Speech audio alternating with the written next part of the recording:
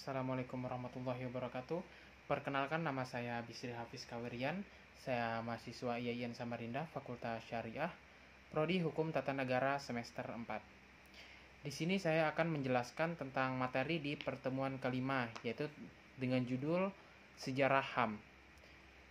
Sebelum membahas sejarahnya, saya akan menjelaskan tentang HAM-nya terlebih dahulu.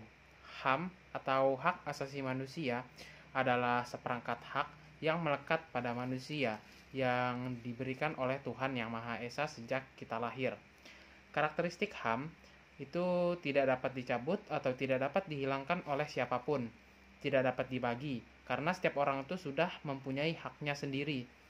Kemudian dia itu bersifat hakiki, artinya sudah dibawa sejak lahir, dan universal, yaitu berlaku untuk semua orang tanpa memandang apapun, seperti tidak memandang jabatan, warga negara, wilayah, tingkat pendidikan, dan sebagainya.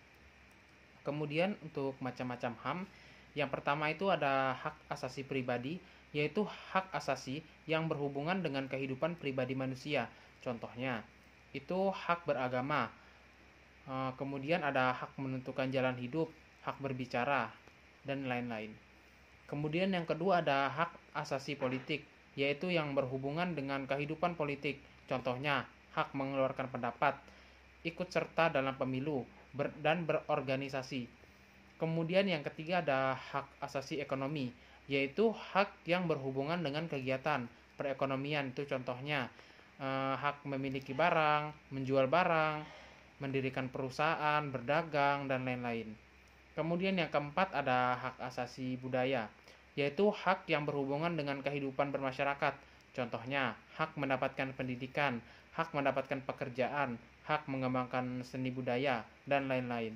Yang kelima, ada hak kesamaan kedudukan dalam hukum dan pemerintahan, yaitu hak yang berkaitan dengan kehidupan, hukum, dan pemerintahan. Itu contohnya, hak mendapatkan perlindungan hukum, hak membela agama, hak menjadi pejabat pemerintah, hak untuk diperlakukannya itu secara adil, dan lain-lain.